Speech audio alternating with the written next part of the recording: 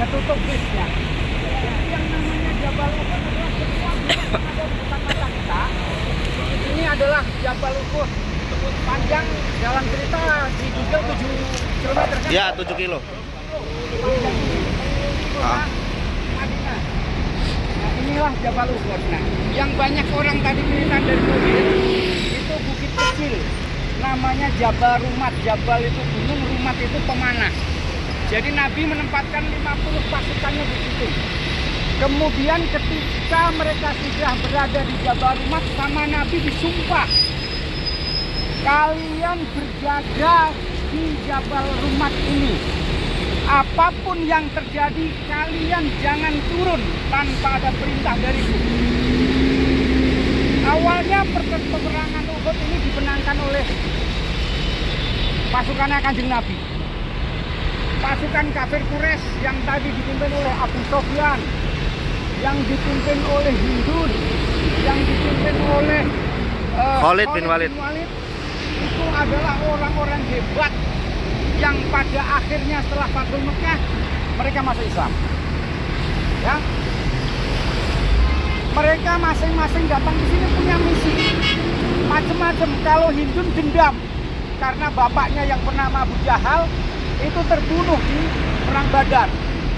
Ya, sebenarnya Abu Jahal tidak terbunuh oleh Sayyidina Hamzah, tapi terbunuh oleh anak kecil yang ikut berperang. Tapi malu dia kalau matinya itu tersiar hanya karena dibunuh oleh anak kecil. Maka dia menghadap Sayyidina Hamzah. Terbunuhlah Abu Jahal. Hindun dendam. Saya harus membalaskan dendam saya dengan membunuh Sayyidina Hamzah. Makanya dia membawa pasukannya. Hindun ini adalah perempuan kaya di Mekah. Dan dia punya seorang budak yang bernama Wahsy. Di dalam hadis Bukhari Muslim diterangkan, ya, Wahsy ini adalah seorang budak kulit hitam yang badannya kuat. Ya. Kemudian Hindun berkata sama Wahsy, kamu mau tetap terus jadi budak apa ingin merdeka? Semua budak pasti inginnya merdeka. Akhirnya Wahsy, saya ingin merdeka tapi saya tidak punya uang untuk menebus. Apa yang dikatakan Hindun? Kamu bisa merdeka kalau kamu bisa membunuh Hamzah. Akhirnya Wahsy itu tiap hari kerjaannya ngasah pedang, ngasah tumbak. Kapan ini ada perang lagi antara orang kafir Quraisy dengan umat Islam yang ada di Benah? Akhirnya perang Uhud sudah diumumkan jauh-jauh hari bahwa pasukan Quraisy akan menginvasi, akan menyerang kota Madinah. Maka Wahsy ikut dalam pasukan Hindun. Wahsy tidak, kalau ketemu pasukan Islam dia tidak perlu membunuh, karena tujuan dia bukan untuk itu. Dia hanya satu yang dicari, yaitu Sayyidina Hamzah. Akhirnya perang Uhud terjadilah berkecamuk. Ya kan? Pada satu kesempatan Sayyidina Hamzah ketika sedang terlena ditusuknya oleh Wahsy. Ya kan? Halo. Kemudian pesan Hindun, setelah kamu bunuh Wahsy, belahlah dadanya, ambillah jantungnya. Kemudian dimakan oleh Hindun saking dendamnya. Tapi karena kekuatan pasukan Islam, ya kan, sebenarnya awal ceritanya mereka bisa dipukul mundur. Ya kan, ketika mereka terpukul mundur, mereka mengelilingi bukit. Pada saat itu karena melihat orang kafir Quraisy lari, orang-orang yang ada di Jabal Rumat, pasukan Kanjeng Nabi ya Jabal turun. Padahal pesannya Kanjeng Nabi, kalian jangan turun. Ketika mereka sedang turun, sedang mengambil harta yang ditinggalkan, maka kafir Quraisy ganti memukul. Disitulah kocar kacir. Bahkan ketika perang usai, umat Islam yang ada di Madinah, pasukan Kanjeng Nabi meninggal sebanyak 70 orang syuhada yang disebut dengan syuhada Uhud, yang akhirnya dikebumikan dalam satu liang kuburan, makubur syuhada Uhud. Ya kan, ada di bawah Jabal Rumat, ada di dekat masjid Syuhada. Syuhada, masjid Syuhada. Ya. Wajahnya Sayyidina Hamzah tidak bisa dikenali. Setelah membelah jantungnya, Wahsy merusak wajahnya Sayyidina Hamzah. Ya. Ketika umat muslim dikumpulkan, dikenali satu persatu, ada satu jenazah yang tidak dikenali. Terlihat dari kemudian cincinnya. dari cincinnya Sayyidina Hamzah yang memang diberikan Kanjeng Nabi sebagai cincin panglima perang. Kanjeng Nabi tahu kalau jenazah yang satu ini adalah Sayyidina Hamzah. Nabi sejak itu sedih. Kesedihan kedua Kanjeng Nabi setelah meninggal istri pertamanya yaitu Khadijah. Itu adalah sedih pertamanya Nabi. Kemudian sedih keduanya Nabi adalah ketika ditinggal mati, ketika Sayyidina Hamzah meninggal pada saat perang Uhud. Nabi sedih. Sifat manusianya Nabi kembali nempel. Nabi itu orang yang bersih dari perasaan dendam. Tapi begitu melihat Sayyidina Hamzah meninggalnya seperti itu, Nabi dendam. Selesai Uhud, pulang masing-masing. Kemudian Wahsy, seorang budak tadi, kembali ke Mekah. Timbul penyesalannya. Allah membuka hatinya. Dulu saya jadi orang kafir. Saya membunuh Sayyidina Hamzah, orang tercintanya Kanjeng Nabi.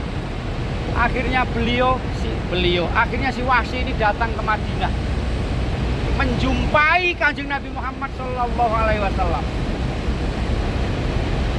Sebelumnya Nabi tidak tahu ketika perang Uhud itu yang membunuh Sayyidina Hamzah itu siapa. Kemudian Wahsy datang, "Ya Muhammad, ya Nabiullah Muhammad, ya Muhammad bin Abdullah. Saya datang padamu, saya bertobat kepadamu, saya ingin masuk Islam. Sayalah yang membunuh Sayyidina Hamzah, pamandamu tercinta." Nabi diam. Langsung berubah raut wajahnya Kanjeng Nabi. Kalimat pertama tidak dijawab. Kemudian Wahsy mengulang kalimat yang kedua. Dengan menangis bertobat, ingin masuk Islam. Tidak diterima tobatnya. Sampai yang ketiga. Akhirnya Wahsy pergi dari hadapan Nabi dengan menangis. Karena keinginannya untuk masuk Islam tidak terwujud. Inilah Kanjeng Nabi Muhammad. Seorang Nabi tapi masih ditimpali sifat manusianya. Setelah Wahsy pergi, sahabat Kanjeng Nabi dimarahi sama Kanjeng Nabi Muhammad. Kenapa kalian diam saja? Ketika Wahsy tadi berkata kepadaku, minta tobat padaku, aku tidak terima tobatnya. Kalimat pertama masih sah, halal darahnya Wahsy, bisa dibunuh. Yang kedua juga demikian. Tapi ketika Wahsy bertobat yang ketiga, maka darahnya Wahsy sudah haram kalau Wahsy harus dibunuh. Singkat cerita, sampai Kanjeng Nabi Muhammad meninggal, tobatnya Wahsy belum diterima. Ketika kekhalifahan Abu Bakar As-Siddiq, Wahsy datang kepada Abu Bakar. "Ya Abu Bakar, ya Amirul Mukminin, saya bertobat kepadamu, saya ingin masuk Islam." Apa kata Abu Bakar? "Wahai Wahsy, Nabi Muhammad selaku panutanku tidak menerima tobatmu, apalagi aku yang bukan Nabi." Sampai Abu Bakar As-Siddiq wafat, Wahsy tidak diterima tobatnya. Kemudian datang Wahsy kepada Umar bin Khattab, khalifah kedua. "Ya Amirul Mukminin, saya bertobat, saya ingin masuk Islam." Apa jawab Umar bin Khattab? "Wahai Wahsy, Nabi yang menjadi panutanku tidak menerima tobatmu. Abu Bakar orang yang begitu lemah lembut hatinya, gampang tersentuh, tidak menerima tobatmu. Apalagi aku sebelum masuk Islam itu kan bunuh orang. Aku mengikuti panutanku sebelumnya. Maaf tidak menerima tobatmu." Sampai Umar bin Khattab meninggal, Wahsy belum bisa masuk Islam. Sampai ke khalifah yang ketiga, yaitu Sayyidina Utsman bin Affan. Di mana zamannya Utsman bin Affan, disitulah tersebar fitnah.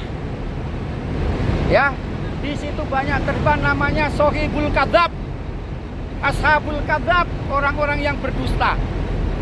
Ya, banyak orang munafik. Ya kan, bahkan kematian Utsman bin Affan pun dibunuh. Wahsy datang ke Utsman, "Ya Amirul Mukminin, saya ingin bertobat kepadamu. Saya ingin masuk Islam." Apa kata Utsman? "Wahai Wahsy, sekarang sedang terjadi kerusakan zaman. Sedang terjadi fitnah. Ya. Pagi Islam, sore munafik. Sore Islam, paginya munafik. Sehingga antar saudara saling curiga. Kalau engkau bisa menemukan itu orang yang menyebar fitnah, orang yang menyebarkan kerusakan di Madinah ini, aku terima tobatnya." Akhirnya Wahsy dengan pedang yang dipakai untuk membunuh Sayyidina Hamzah mencari. Bagi Wahsy mudah untuk menemukan orang munafik tadi. Kenapa? Karena Wahsy bukan orang Islam. Dan Wahsy bukan orang Ansor, bukan orang Madinah. Jadi dia bisa masuk di sana, masuk di sini. Begitu dia menemukan Sayyidul Kadzab, dibunuhlah dia. Des. Akhirnya fitnah selesai, Madinah aman. Diterimalah Wahsy tobatnya. Maka cerita yang saya sampaikan ini antara yang membunuh yaitu Wahsy dan yang terbunuh Sayyidina Hamzah, dua-duanya menjadi ahli surga. Panjang pertobatan daripada seorang Wahsy ini. Kanjeng Nabi, Abu Bakar, Umar, Utsman. Bahkan setelah Fathul Mekah, orang-orang yang tadinya menjadi panglima kafir Quraisy, yaitu Abu Sufyan, Khalid bin Walid, yang pada saat kemenangan Islam akhirnya mereka masuk Islam dan menjadi panglima-panglimanya Kanjeng Nabi. Termasuk Khalid ikut memerangi, menyebarkan Islam ke Eropa, ke Turki. Ya kan? Pada saat perang besar di Turki, ya kan? Khalid pulang selamat. Ada sebuah cerita orang Ansor. Saya lupa namanya, saya pernah ke kuburannya di Istanbul. Dia itu setiap perang zaman Nabi ngikut, pengennya mati saat perang. Perang Khaybar, perang Khandaq, perang Tabuk, perang Uhud, perang Badar, ikut terus. Dia pengen mati di perang, tapi nggak mati-mati. Pada saat akan memerangi Islam di Eropa, Islam berperang ke Eropa, menyebarkan, dia ikut, pengennya mati. Tapi ternyata matinya bukan di peperangan, mati karena tua. Namanya Abu Ayyub Al-Ansori. Saya pernah ke kuburannya di Turki sana. Ya kan? Jadi inilah Bapak sekalian, Madinah itu membawa sebuah cerita yang panjang. Ini saya sampaikan seperti tadi disampaikan Ustadz, bahwa kehadiran kita di Madinah ini untuk memperkuat, untuk masuk Islam loh. Wahsy itu membunuh pamannya Nabi, orang yang dicintai Kanjeng Nabi, orang menjadi talang patinya Nabi. Tidak boleh ada yang nyubit Muhammad, tidak boleh ada yang menyakiti Nabi Muhammad. Kemudian kok terbunuh. Nabi manusiawi, Nabi juga manusia, bisa marah. Maka sekalian, kita hadir di sini, jaga hidayah kita, jaga Islam kita, jaga apa yang sudah kita perbuat, ya kan? Ingat perjuangan orang-orang terdahulu.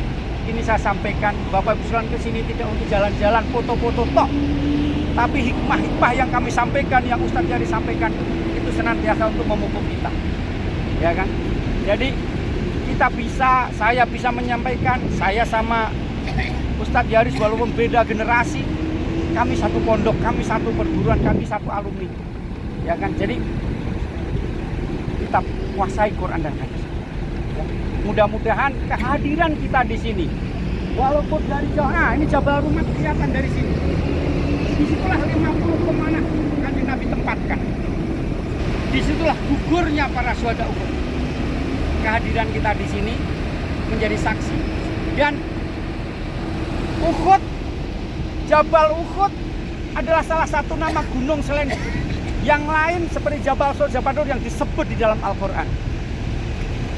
Dan Jabal Uhud, gunung Uhud ini, sebagian hadis mengatakan akan hadir di surga bersama orang-orang yang hadir di Uhud ini.